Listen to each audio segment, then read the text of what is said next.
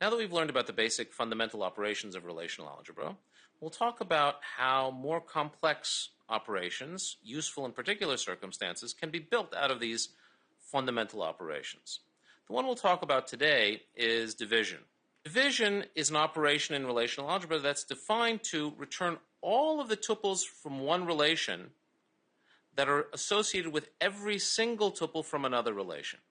The notation for this is relation 1 divided by relation 2, where relation 1 is the relation where we're looking for the tuples that are related to every single tuple in relation 2.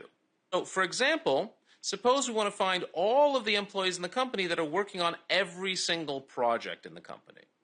Now, in realistic applications, we might do a selection to say all of the employees working on projects of a particular type or from a particular division or something like that.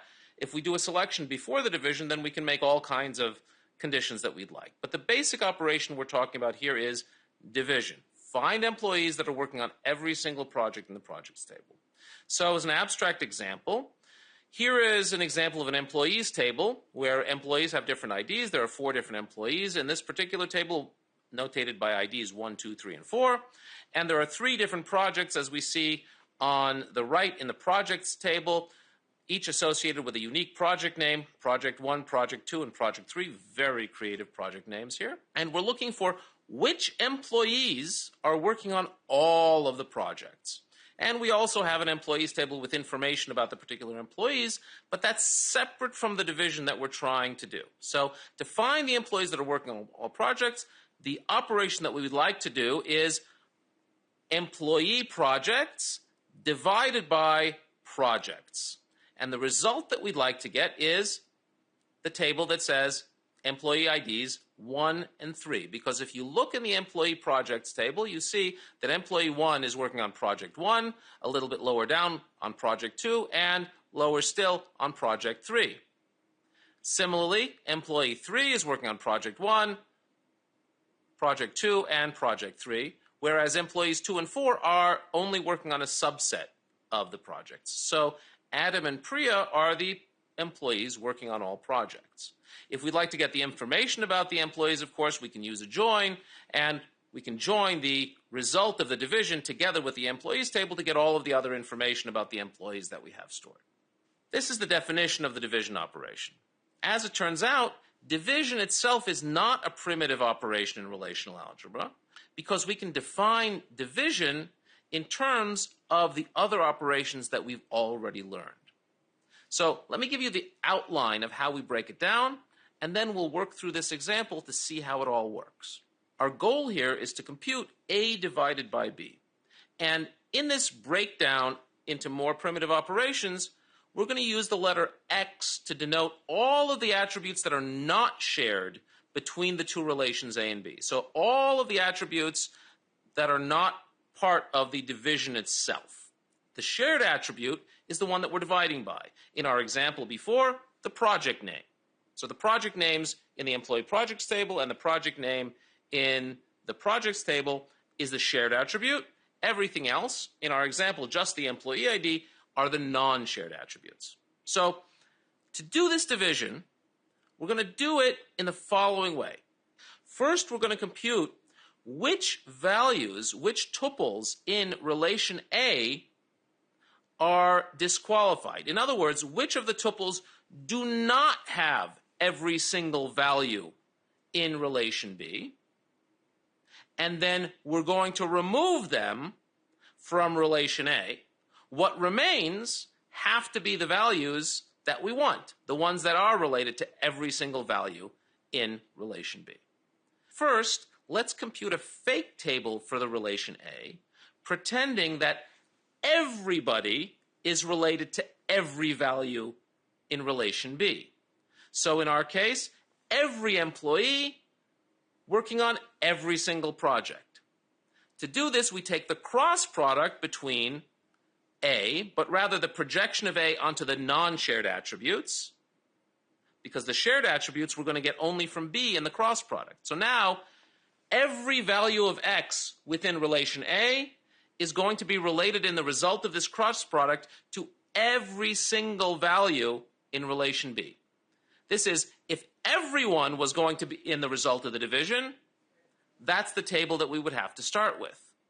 Remove all of the values that actually appear in A. That is to say, take out the values that actually appear in the employee projects table from the big cross product. Whatever's left are values that do not actually exist in the real relation, but that would exist for certain values if they were related to every single thing in B.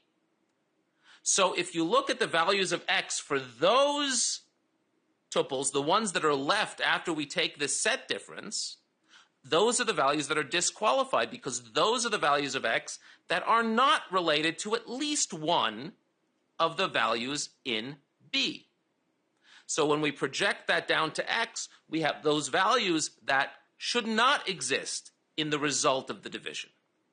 Those are the disqualified values that we're looking for.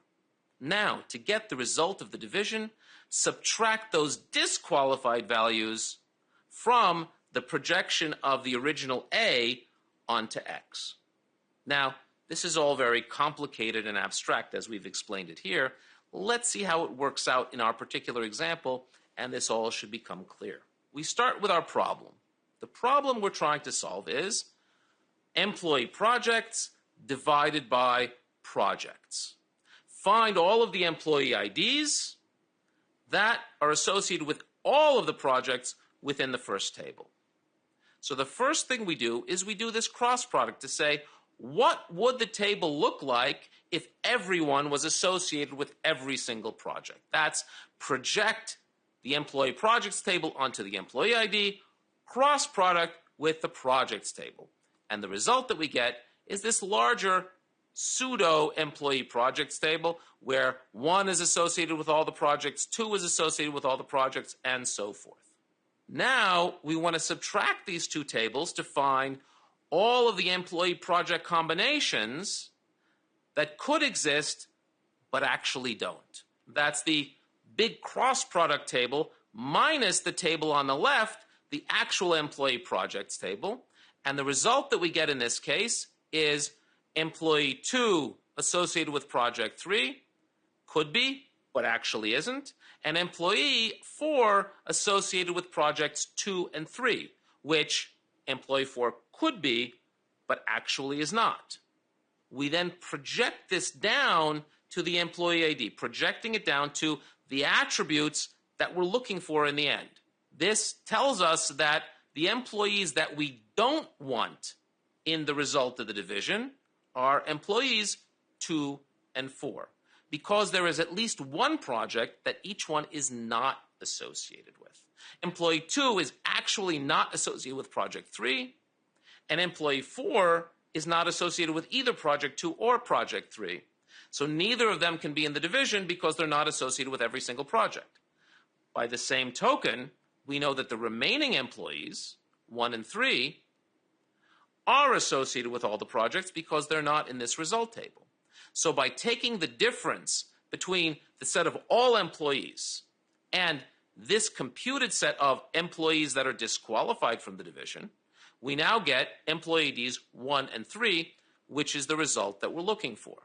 If we now want to get all of the information about these employees, all we need to do then is take this result table and join it with the employees table that has all of the other information about employees. And now we know that the employees that are working on all the different projects are Adam and Priya. And this is the way the division works. You can imagine that if we had lots more attributes besides employee ID that we needed to work with, we would just list all of those attributes in the appropriate places, and everything would work in exactly the same way. So we see, once again, following this theme, complex operations, complex things in databases are built out of the primitive fundamental operations. If you practice and work on understanding these fundamental operations well, and practice working on building more complicated operations out of the fundamental operations, you'll be well on the way to becoming an expert database developer.